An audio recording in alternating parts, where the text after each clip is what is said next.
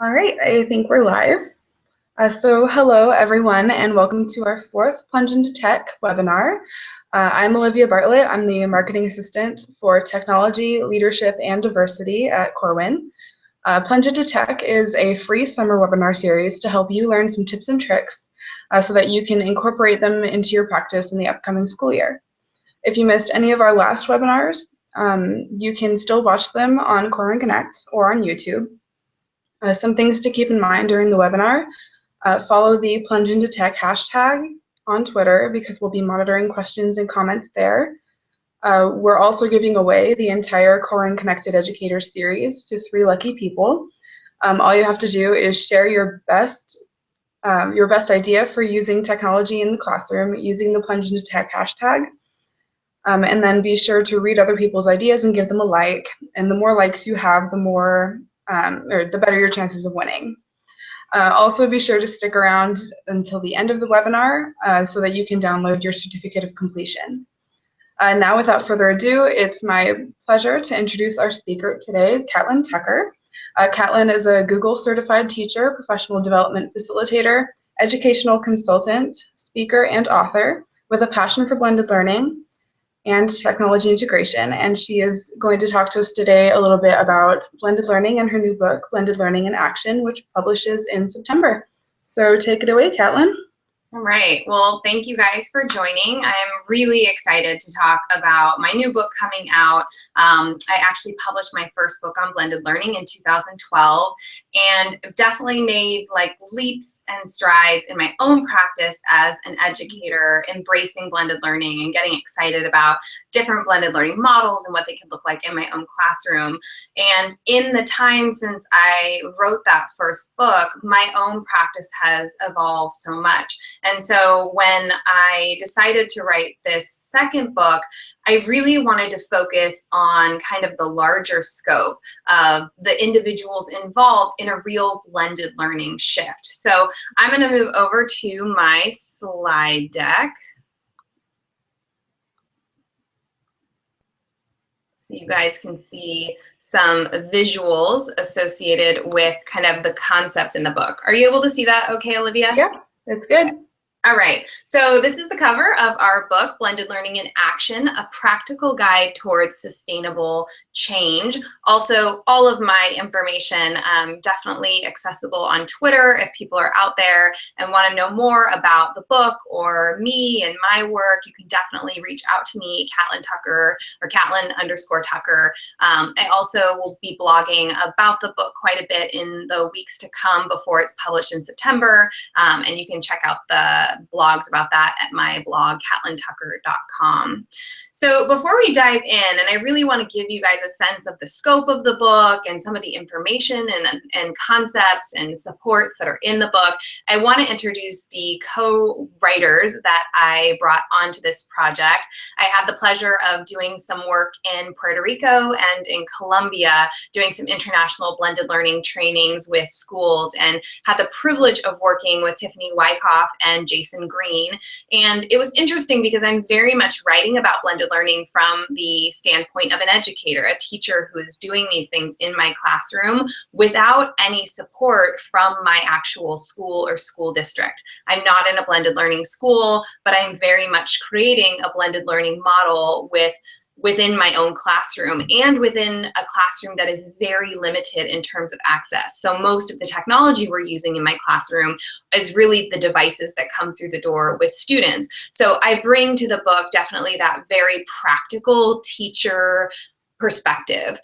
Tiffany has been also a teacher, a blended learning teacher, embraced these models very early on. She's been an administrator at a blended learning middle school, just a real visionary in this space. And then Jason Green has a ton of experience working with schools and school districts, shifting to blended learning models.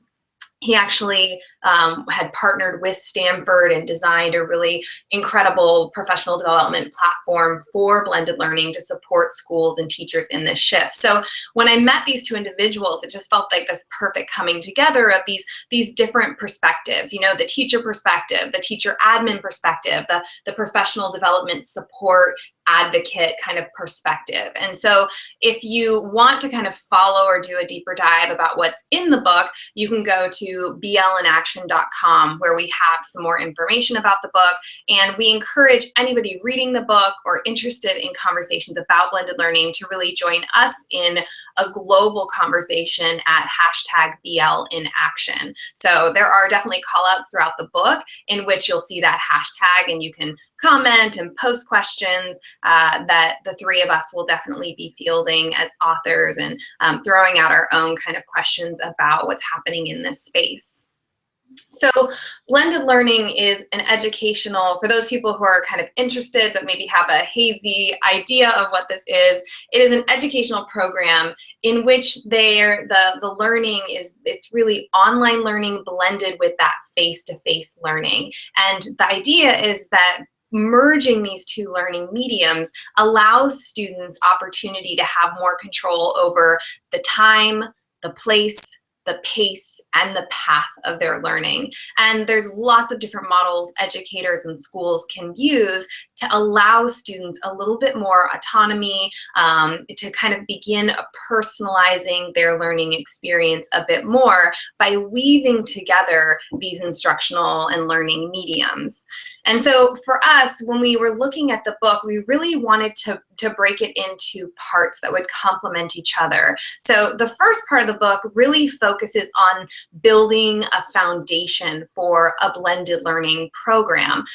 And there's a lot that has to happen at a school site level or a district level, culture-wise, and communicating with stakeholders to make sure that you really do have that solid foundation for creating a blended learning school or district. Because too often, schools will jump and buy technology without kind of considering what is the climate of our school, what is our culture, who's involved, who are our stakeholders, what are they really looking for in terms of their education. And so that first part is about building that foundation. Part two is about the blended learning toolbox and making some really important decisions about the kind of tools that are going to be used and why you're using them, and how do you engage teachers in the conversation about the tools they're most interested in using or that would be most valuable for their particular subject area. Part three really dives into the classroom models, so getting into the various approaches to really blending that online and face-to-face work.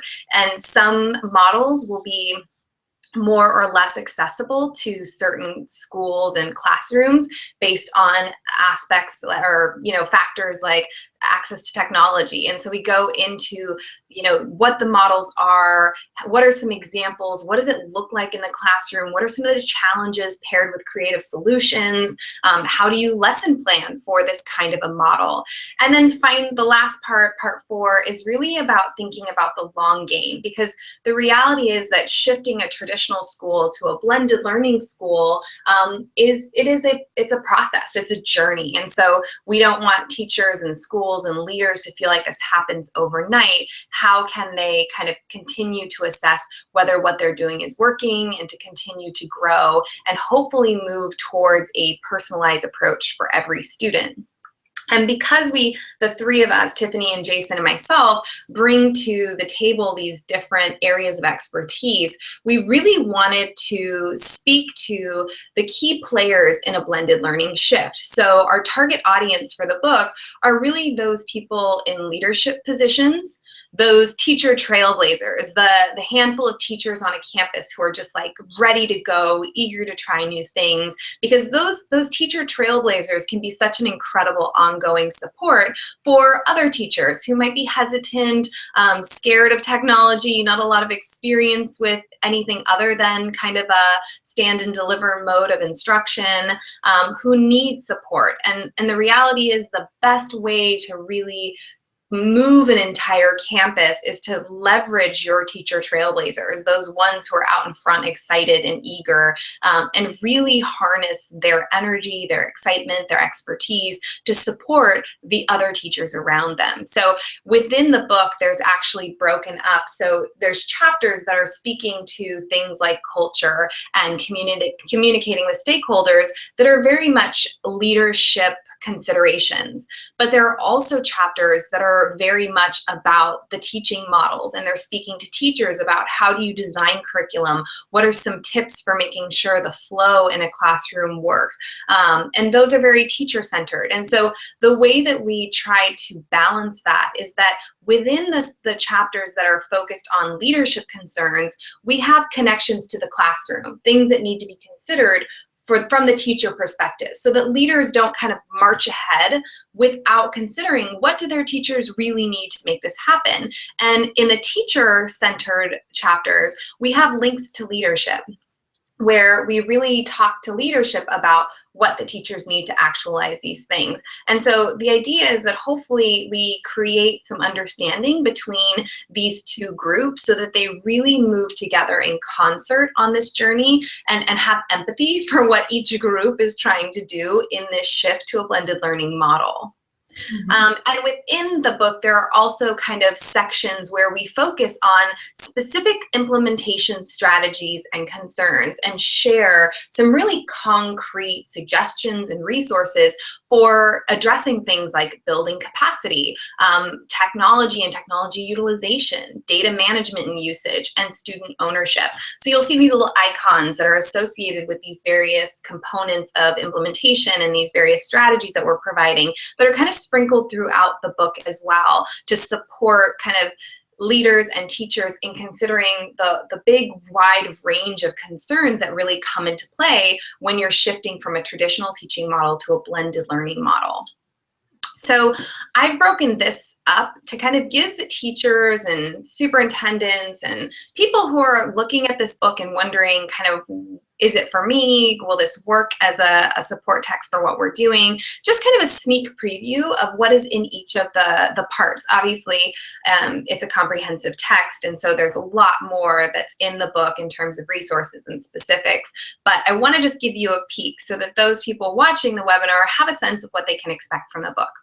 So part one is all about building the blended learning foundation, and a lot of the research we did into existed blended programs really kind of reaffirmed our feelings that if you don't build a strong foundation, if you don't engage all of your stakeholders, if you don't think about school culture, then the initiative is less likely to be successful across the board.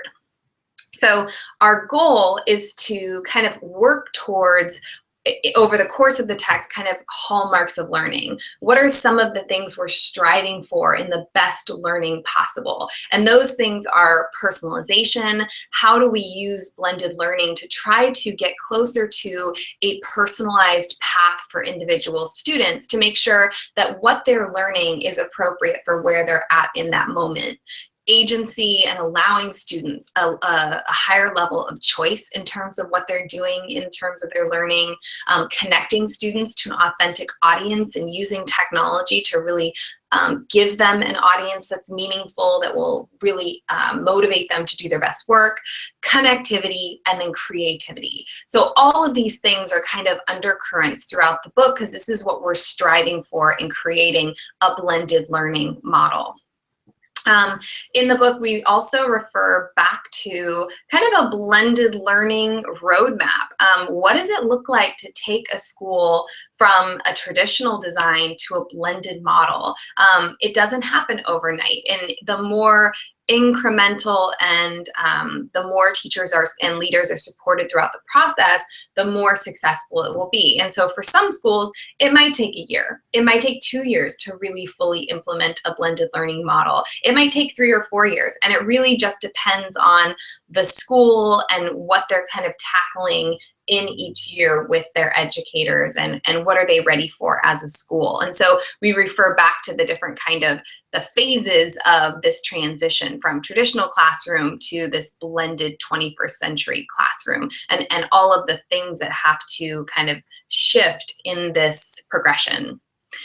We talk about the stages of change in this first foundational section, the idea of beginning by engaging different members of the community, having a real vision for like, why are we doing this? How is it going to benefit students? To stage 2, which is thinking about where is your starting point and in relation to where you're hoping to get to as a school. Third stage is about planning and designing, and then fourth stage is the pre-pilot. So these are all things that need to happen just to kind of get to a pre-pilot phase, so we can kind of test the waters and see on a small scale in a small pool with a smaller group of students and teachers, how is this working? What are we learning? Because you really have to be assessing and reassessing and iterating on the process of developing your blended learning philosophy and approach at your school, because it's going to look different for every single school. We talk about the elements of effectiveness in this early section of the book, how important it is to kind of align a vision and pedagogy, how important it is to build capacity, thinking about how technology is going to be utilized, what will data management look like, what's usage going to be, and again, that student ownership. And we talk a lot about professional development, because the reality is a lot of teachers are going to need support in this shift. And you'll have the small group who are eager and excited to try new things and dabble in these kind of new models, and you'll have some that are resistant and scared. And so how do you support them? And we talk about some of the hallmarks of really effective blended learning professional development. It really should be collaborative. Teachers shouldn't be sitting in a room listening to someone talk for extended period of time. They should be given opportunities to hear about something, talk about it, try it, collaborate. Blended learning to professional development should be hands-on. The more teachers get their hands-on learning, the more likely they are to really implement those strategies with students.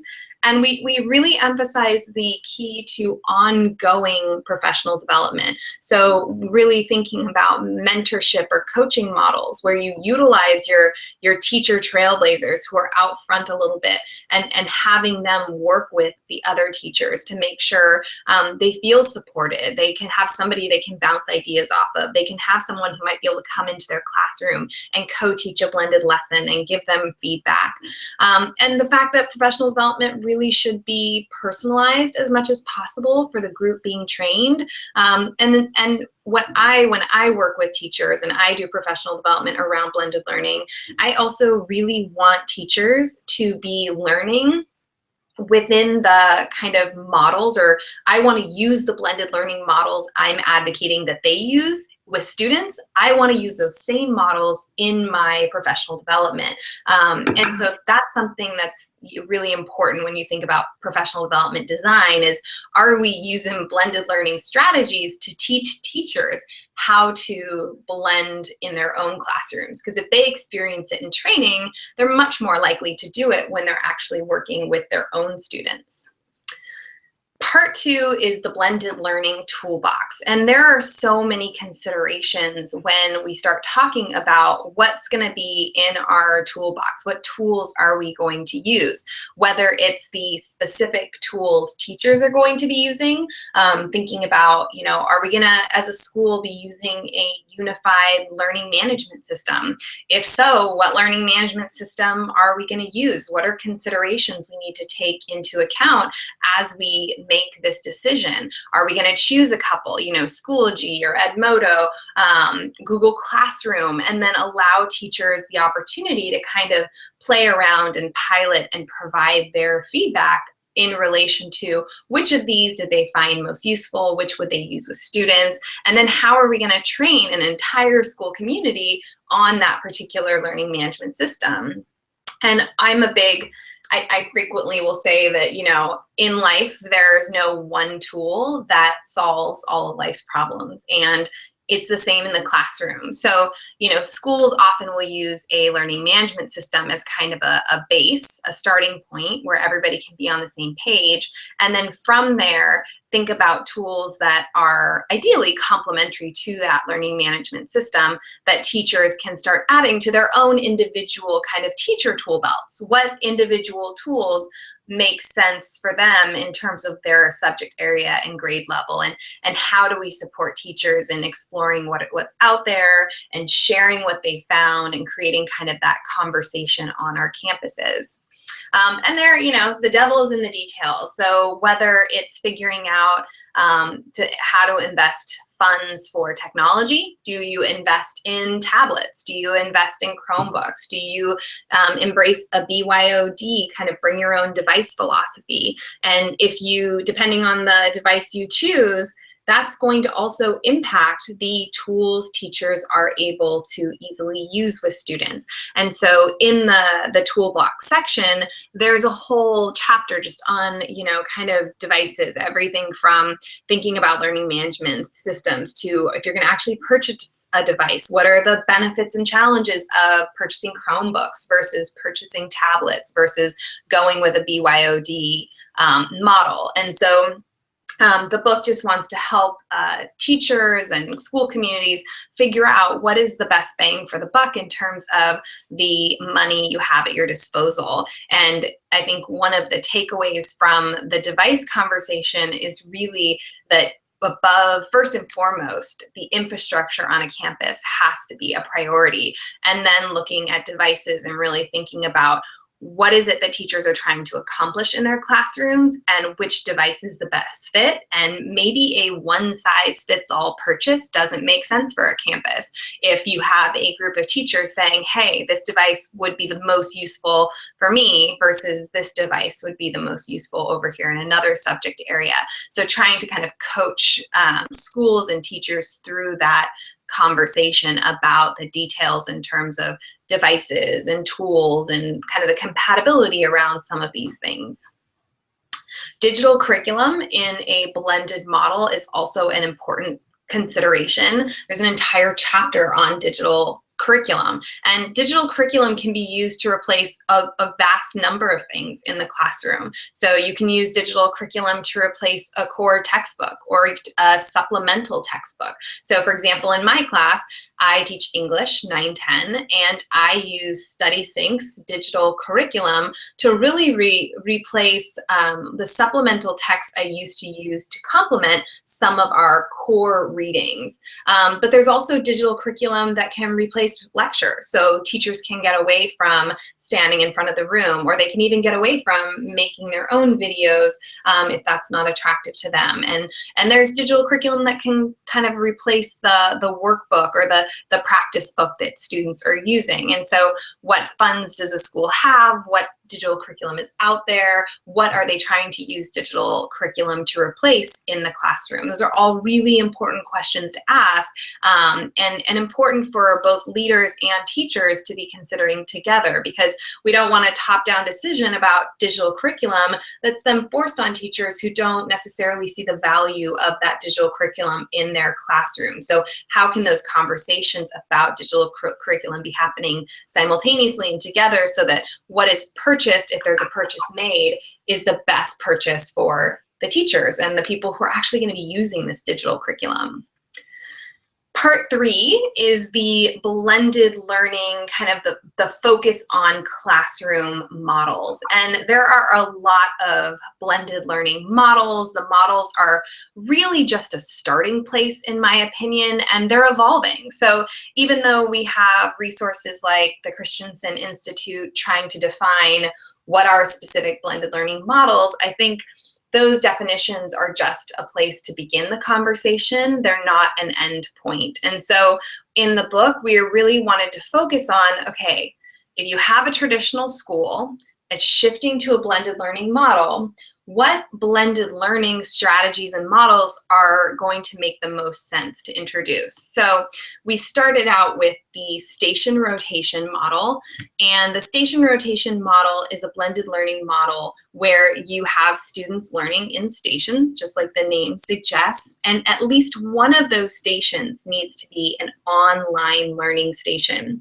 Now, if educators have access to tons of devices, or they're in a one-to-one a one-to-one school, then they could have multiple stations be online learning stations. I do think it's important, and I say this in the book, that you keep learning varied. You know, being stuck in front of a screen an entire class period is not necessarily any better for students, and I actually think it can be kind of too much of the same learning modality for kids. So I love to suggest to teachers to really think about their station rotation design, because there's so much flexibility within this design. But for those teachers who are working with a limited number of devices, station rotation is a fabulous option for blended learning. So I wrote a Donors Choose grant, and I actually got 10 Chromebooks. So I was able to create 1 or 2 stations where kids could, one station, you know, all 8 kids could work on their own computer, individualized practice with an online resource like No Red Ink or vocabulary.com or StudySync. And then they would shift to the next station, and maybe one more station would have 2 computers that they could kind of collaboratively use to do research about a topic we were diving into in our class. And then maybe one of those stations was a teacher-led station where I actually was working with a small group of students, introducing a concept or reviewing a concept they were struggling with, or modeling something with them.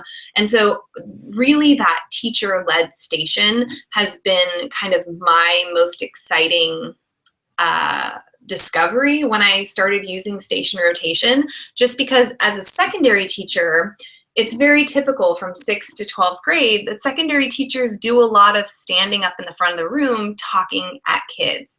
But in the elementary grades, teachers very naturally seem to use a station model. Maybe they don't have an online station, so it's not a blended learning model, but they tend to rotate kids through learning stations and a variety of activities. As a high school teacher, before adopting a blended learning model, I didn't do a lot of that. And so all of a sudden, when I started breaking kids up into groups, and some groups would be working on shared devices, and some kids would be working on their own device, and some kids would be doing something more tactile or having a discussion, or, you know, reading and annotating, that gave me time to really have those small group conversations, that small group instruction, where I could differentiate and break kids into groups based on skill and really hone in on what each group needed from me. And I as a result, I got more of those like aha moments where kids just got it because I was there and there was only 7 or 8 of us in the group, and they really understood a concept they had particularly been they might have been struggling with prior to that conversation. So station rotation is really flexible. And another thing I say in the book is I get teachers in trainings all the time asking me, is this right? How many stations do you need in a station rotation? And what I tell them is there is no right or wrong. It's really what's best for your particular group. And sometimes I have 3 stations, sometimes I have 5 stations. So there's no perfect number of stations. It just depends on your time, the amount of time you have, how many students you want to have in a station, what are you trying to accomplish that day. And some teachers will throw their hands up and say, I don't have time for this. I teach in a 45-minute or 50-minute period. And so I have to remind them that a station rotation might, you know, span 2 or 3 class periods. It's not something that might just happen in a single class period. So to start kind of thinking about it in a really creative way. And there's so many benefits to this approach. You know, when we move away from a whole class lockstep approach to learning, all of a sudden breaking them up into smaller learning communities within the class really puts the focus on students. So all 4 of the images you're looking at are taken from a single station rotation lesson that I did with my kids. And so you'll notice in the bottom box, I'm in front of a group, a small group, I'm at the board, I was modeling something that they were like really struggling with. And then they practiced and I kind of walked around each student and gave them feedback. And like I said, prior to station rotation, I never had time to do that kind of one-on-one small group check-in with kids. Then if you look to the kind of upper right or left, you see students are on kind of like a hodgepodge of devices, but they each have one, and they're working. And then at the top, you have a group that's at least 2 or 3 kids per device, and they were working on a research project and creating a multimedia timeline collaboratively. And then the other, on your right, the image on your right, you have kids at the board, and they were practicing writing theme statements, and then they were critiquing each other's theme statements. So you have this opportunity to create these smaller learning communities. It's easier to differentiate instruction within that teacher-led group. You can even differentiate instruction in the tasks that students are asked to do as they go around the room if you plan them according to skill level. And so there's lots of tips about how do you differentiate in the book, and how do you even start by designing? How do you start to design a station rotation? So there's templates for lesson design, and there's examples so that teachers at a variety of levels can see, oh, this is what station rotation would look like in elementary versus this is what station rotation would look like in a history class at the high school level. So there's a lot of support so teachers can kind of consider what are some of the challenges they might face, what are the solutions, how do I design these kinds of lessons and execute them. I also really, and the list in the book is an entire page long, but I want teachers to really appreciate the variety of stations that they can design. I mean, the options are endless. So whether it's teacher-led small group instruction versus a makerspace station, a collaborative small group workstation, maybe a station dedicated to working on whatever project or PBL task they have been kind of focusing on, individual practice with adaptive software. And back in the Toolbox section of the book, there is this whole conversation about adaptive software and how it can be used and what are the benefits of doing that. Creating an online research station where kids are really owning the discovery and the sharing of information. So just a small kind of sampling of just a few of the stations teachers can design when they're creating station rotation. And variety is definitely the spice of life. If, you know, I blend lots of different models, so I don't use station rotation every day, but I usually will do at least one station rotation every week. And it's important to keep the stations varied to really keep kids interested and excited and engaged. So really embracing the whole range of options. The next model we talk about in the book is whole group rotation, and you won't see this outlined as a model in the Christensen Institute website. You'll see instead lab rotation. And for us, we wanted to really talk about what we see as a new spin on the lab rotation. So classically, you might have students transitioning between a computer lab and a different space in which they're learning. That's what the lab rotation was all about. But with kind of the just advent and the popularity of things like mobile carts, you know, so many schools have Chromebook carts or iPad carts that teachers can check out and use. Teachers very rarely have to actually circulate from one physical space to another in a lab style rotation. So we talk about the whole group rotation, which is where teachers are shifting students from whole group activities that are online to whole group activities that are offline, and maybe back to whole group activities that are online. So really, what does it look like to use technology to engage the entire group in an activity, and then put that technology to the side and engage them in a real face-to-face kind of collaborative activity, whether it's a conversation or it's collaborative group work. Because one of the things I've seen in observing classrooms with technology is sometimes the computers are open the entire time and they're not being used for learning the entire time. And so you have a lot of kids who are distracted by their screens in moments when we really want them making those face-to-face connections. So there are some challenges and some strategies that can address those challenges that teachers need to consider, and really questioning what is the value of the technology in this moment, because we don't want teachers using technology just to use technology. We want the technology to be used very purposefully, and when it's not needed, it needs to go away and not be a distraction. And what I love about the whole group rotation is that for me, you have this very mindful use of technology where I will literally have kids doing individual work online on their devices.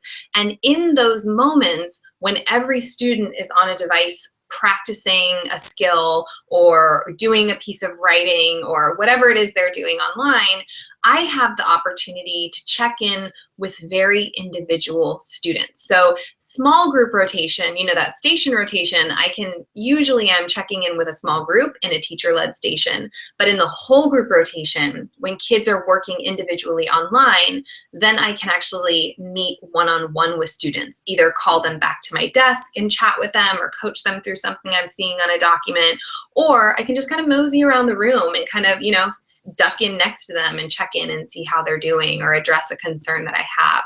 And then really kind of putting the tech away and maximizing those face-to-face connections, because the reality is that that very human connection in the classroom is so important. So we'll shift from individual work online to collaborative offline activities, where kids are, like in this picture, they actually had designed different games, and so we broke up into groups and they were playing each other's games, which is a really fun way for them to engage and learn and enjoy kind of the fruits of their labor in creating these games. So there's lots of examples of what that rotation looks like, from English to history to science in the book, so that teachers can kind of wrap their minds around, how do I blend these off and online activities and still create moments where you're able to sit next to a child and have a conversation about what they're doing, and shift from that teacher role to a support system, a coach role, where you're asking questions and you're checking in and you're giving feedback, which is really, for me, one of the most valuable changes that has happened since I've embraced blended learning are those moments, whether they're small group moments or one-on-one moments, having that face-to-face with students.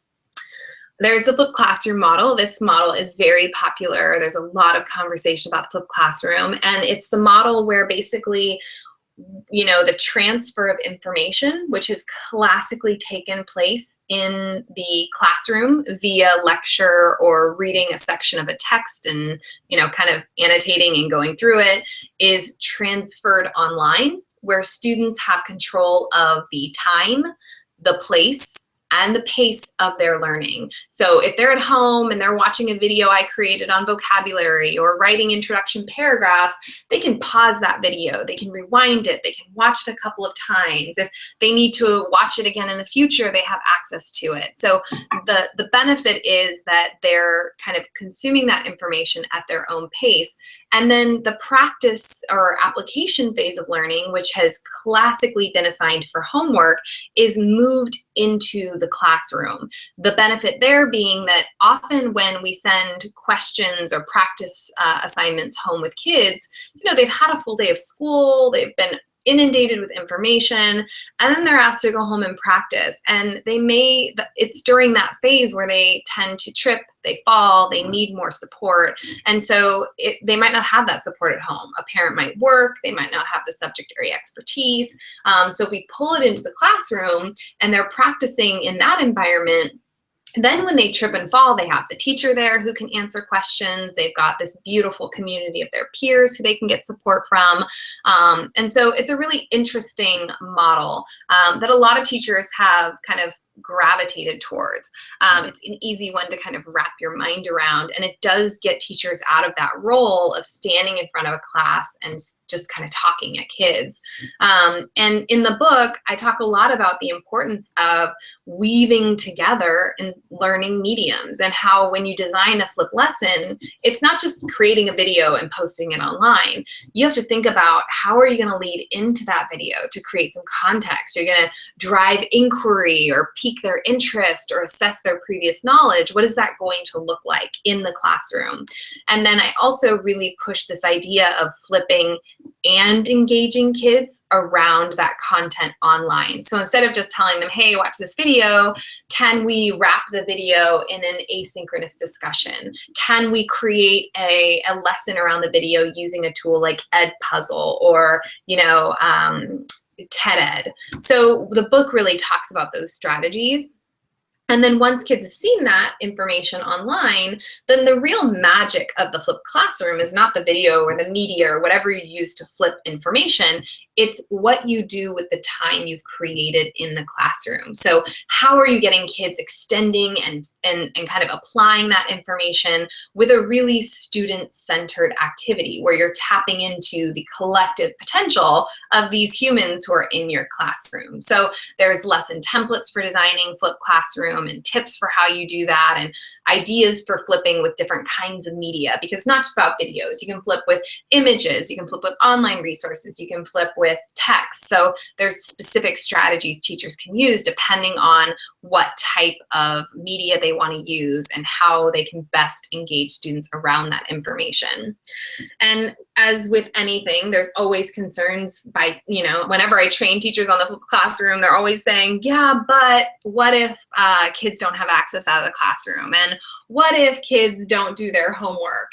And so I kind of finished this conversation about flipped classroom by getting teachers to think about, what if you combine the flipped classroom with station rotation and you do an in-class flip where one of the stations, one of the online learning stations, is actually a flipped classroom station. So in that station, they're watching a video, they're engaging with online content, and then the station they go to after that is the one in which they apply and practice based on the information they saw in the video. And that does take a strategic design in terms of laying out your stations. And there are visuals in the text to show teachers how they can do that, with some kind of narrative explanation of things to consider when they're planning an in-class flip. But like I said, the book is just a start, or the models are just a starting place. So when we talk about station rotation, the conversation doesn't stop there in the book. I talk about the variations I've used in my own classroom with station rotation, using an in-class flip or doing free flow station rotations where kids kind of move at their own pace and they're not timed and told when to move, or inspiration stations, which are all of these very creative stations that students can choose from. So the book tries to kind of open up some of those other possibilities to get teachers thinking outside of the box. The individual rotation, or kind of the playlist approach, is really allowing for a much more autonomous and personalized approach to learning, where each student actually gets their own kind of playlist of courses that they're progressing through. And what's interesting, and you'll see the big blue bubbles, are the moments in which teachers would pull the group together and focus on, like a morning meeting, a welcome, or a project time, or share time, or partner problem solving. These are moments where you can build into this individual rotation model moments where you focus on the group as a community. And that's one of the challenges with an individual rotation, where every child is really following their very own playlist of what they're doing that day, what activities and skills they're working on. And so that building community is a big factor, and there's lots of strategies in the book that talk about how you can do that. And then the teacher role in an individual rotation is very different. So they're acting more as a mentorship kind of role, or a mentor or coach. They might be selecting the digital tools or curriculum that kids are going to be using within their individual playlists. They might be helping to design those playlists or create them and design projects. So considering some of these factors, and then having leaders really think about, is this a feasible model based on the resources you have at your disposal? And if you have every kid on their own path, then you kind of need to think about classroom design. And is the classroom set up to support students who are all moving on their own personalized paths? And are there spaces where kids can come together? And are there spaces where they can work independently? And so you want the classroom to support the objectives or the pedagogy of a particular class. So if you're doing an individual playlist or an individual rotation where kids have all of their own individual playlists, then you really need to be thoughtful about the design of a classroom. You can't just say, hey, we're going to do this, and then stick kids in a very traditional class where it's hard for them to come together and then, group in small groups and then be individual if they're practicing. And then the final model we talk about is the a la carte model. And there are obviously, like I said, a variety of spins on all of these different models. And Tiffany does a really great job of talking about other possibilities in terms of these different models. But the a la carte model is, if you think about a la carte, our connotation is sitting down to a restaurant and looking at a menu. And it's very much that same concept. So in a school environment, they have their curriculum menu. They have the classes students get to choose from. And in an a la carte kind of menu or an a la carte kind of situation, kids can supplement the school menu with items offered by a third party online. So if there are courses that are not available on the campus, then kids can go to a third party online resource and kind of pick the classes that they want to add to their own personal menu. And that's, that obviously have taken into consideration what third party you're going to partner with and what courses are going to be available and how are you going to accommodate students who are, maybe taking coding 101 via this third online party, but still be on a physical campus? Are there spaces where kids can go to complete the third-party a la carte options that they've selected? But again, really moving towards a personalized path where kids have more options and they're able to kind of pursue some of their passions in a way that you can't if the only thing they have to choose from are the curriculum items on a school menu. And with each of the models, there's just a real variety of challenges. It's, the real world, and there's real considerations, particularly for those schools moving from a very traditional approach to a blended approach. And so we're very honest about those challenges. But whenever we present challenges in the book and let teachers know and leaders know, okay, with this model, here are the challenges. We outline the benefits, of course, but here are the challenges. We always pair those challenges with creative solutions. What can you do to meet these challenges and kind of get past them? And so whether it's access to technology or class sizes or classroom furniture, all of these, the range of abilities and language proficiencies in a class, all of these things have to be considered, but there are creative solutions around them. And we want to support conversations about how do we get creative overcoming some of the hurdles that face us when we shift to a blended approach. And then the last section of the book is kind of talking about the long game, right? So the book gives teachers and leaders a really solid foundation in where to begin and exploring models and building their toolboxes and kind of the big considerations that need to happen when shifting to a blended learning model. But that last section is really about kind of continuing to move forward with the process. So moving from phase 1 that focuses on foundations to phase 2, which is really transition and expansion, all the way to phase 3, which is kind of sustain and cultivate. And what is it going to look like as a school shifting to blended learning moves forward into the future? And we really want to advocate that schools who are shifting to a blended learning model or a blended learning approach really, as they kind of move forward, keep their eye on personalization, because personalizing learning is becoming incredibly important and more possible because of technology and the kind of flexibility and options it provides for us as educators and for students as well. I love this quote at the beginning of the last chapter. It says, "Right now, we are preparing students for the unknown. We don't know what world they will face in 20 or even 10 years. The single greatest gift we can give them, more than any historical fact, scientific formula, or grammar convention, is to help them learn how to learn." And a big emphasis throughout the book is really on helping kids learn how to learn, giving them the tools, connecting them with the resources that will allow them to learn long after they have left our classrooms. So if anyone, like I said at the start of the webinar, has questions or feedback or comments, you are welcome to send me a tweet at Catlin_Tucker or post a comment to my blog. And I would love to kind of pass the reins back to Olivia to go over the last 2 slides. I'm happy to kind of go through these for you or click through them, Olivia. And then if there are questions that came up on the Twitter hashtag, I'm happy to answer those as well. All right, thank you so much. All right, so and I loved that quote, by the way. That was just so cool. But okay, so here's the 2 books by Catlin Tucker, Blended Learning Grades 4 through 12, and her new book, Blended Learning in Action, which will be available in September.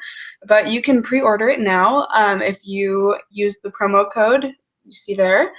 You can save 25% off. And then on the next slide, I think we have a QR code for you, or you can type in the URL there and get your certificate of completion. And this video will be available on the website for a while, so if you can't whip out your phone to get that QR code right now, it's okay. All right, and then let's see. I didn't see any tweets on Twitter, any questions, but Catlin, did you have anything else you wanted to say before we sign off here? No, I'm really excited about the kind of evolution of kind of the content covered in my first book, which my first book was so teacher-centered because it was really just everything I had learned about my own personal journey to a book that is so comprehensive and really takes into account the range of stakeholders on a campus, because it was so challenging for me to embrace and adopt a blended learning model all by myself. And what I would love to see is teachers get the support they need from leaders on a campus, and leaders get excitement and support from teachers on a campus, because I think that's where we can really make, that sustainable change that just needs to happen to kind of revitalize learning in our very traditional school settings. Yeah, absolutely. And I know we're all super excited about the books.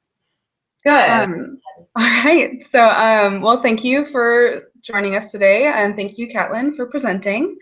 Don't forget to check out Blended Learning in Action and download the certificate of completion. You can use that promo code that we showed earlier to get a discount in our store. And next week, join us with Zachary Walker for a webinar on teaching the last backpack generation. So we'll see you next week. Thank you. Bye. Bye.